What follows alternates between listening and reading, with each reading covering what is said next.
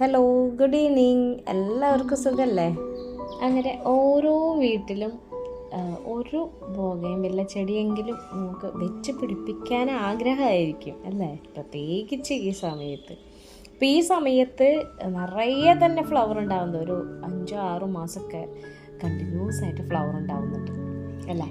അപ്പോൾ നമുക്ക് ഈ ഫ്ലവർ ഉണ്ടാവുന്നതൊക്കെ നല്ല അടിപൊളിയായിട്ട് ഫ്ലവർ ഉണ്ടാവും. അത് കഴിഞ്ഞിട്ട് ചിലപ്പോൾ ആ പൂവിടാൻ ഒത്തിരി പാടുണ്ടാവില്ലേ. അപ്പോൾ അതൊക്കെ ഒന്ന് അതിൻ്റെ ഒരു ചെറിയ ടിപ്പാണ് ഞാൻ പറയുന്നത്. ചില ഐറ്റങ്ങൾ ചില ബോഗൺവില്ലയ്ക്കൊക്കെ വേഗം കൊഴിഞ്ഞു പോയിക്കോളും, ഫ്ലവർ കൊഴിഞ്ഞു പോകും. ചിലത് തന്നെ കുറച്ച് നാൾ നിന്നിട്ട് അത് പൊഴിഞ്ഞു പോകാൻ സാധ്യതയുണ്ട്. എന്നാൽ ചിലതിന് പൊഴിഞ്ഞു പോകാനേ തോന്നില്ല. അപ്പോൾ അങ്ങനെയുള്ള ഒരു ബോഗൺവില്ലയാണ് ഇപ്പോൾ ഞാൻ നിങ്ങൾക്ക് ഇതിന് മുമ്പുള്ളൊരു വീഡിയോയിൽ ഞാൻ കാണിച്ചു തന്നിട്ടില്ലേ. അപ്പോൾ ആ വീഡിയോയിൽ കാണിച്ച് ഫുള്ള് ടൈല കാണാതെ തന്നെ അതിന് ഫ്ലവർ ഉണ്ടായിക്കണ്ട. ഇപ്പോൾ ഈ ഐറ്റം 2 മാസമായി, ഡിസംബർ മാസം ജനുവരി മാസം, ഡിസംബർ തൊട്ട് മുട്ട് വന്ന് വിരിഞ്ഞ് തുടങ്ങിയതാണ്.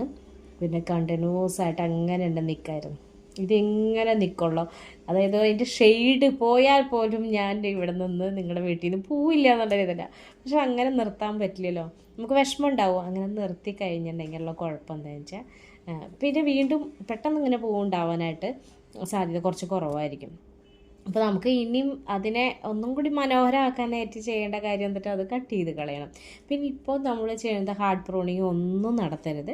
ചെറിയ രീതിയിൽ അവരെ ചെറിയ തലപ്പ് നുള്ളി കൊടുക്കുക എന്ന രീതിയിലാണ് നമുക്ക് ഇങ്ങനെ കാണുന്നത്. ചില ഐറ്റങ്ങൾക്ക് മാത്രം ഇങ്ങനെ ഫ്ലവർ കളഞ്ഞാൽ മതിയിട്ടാ. ചിലത് തന്നെ പൊഴിഞ്ഞു പോകും. ഇതിപ്പോൾ തന്നെ പൊഴിഞ്ഞു പോണ ഐറ്റങ്ങളൊക്കെയാണ്, കുറേ പോയിട്ടുണ്ട് കേട്ടോ. അപ്പോൾ അതിൻ്റെയൊക്കെ ഒന്ന് തല വെട്ടി കൊടുക്കുക. അപ്പം തന്നെ വീണ്ടും നിറയെ പൂടാനായിട്ട് ശ്രമിക്കും കേട്ടോ. അപ്പോൾ ഇതിൻ്റെ ഓറഞ്ച് ഷെയ്ഡ് കണ്ട, ഇതൊക്കെ കൊഴിഞ്ഞു പോണില്ല, അതിൻ്റെ ആ കളറ് മങ്ങി തുടങ്ങിയതായിരുന്നു. അപ്പോൾ ഇന്നത്തെ ബോഗൺവില്ലയുടെ കഥ ഇതൊക്കെയാണ്.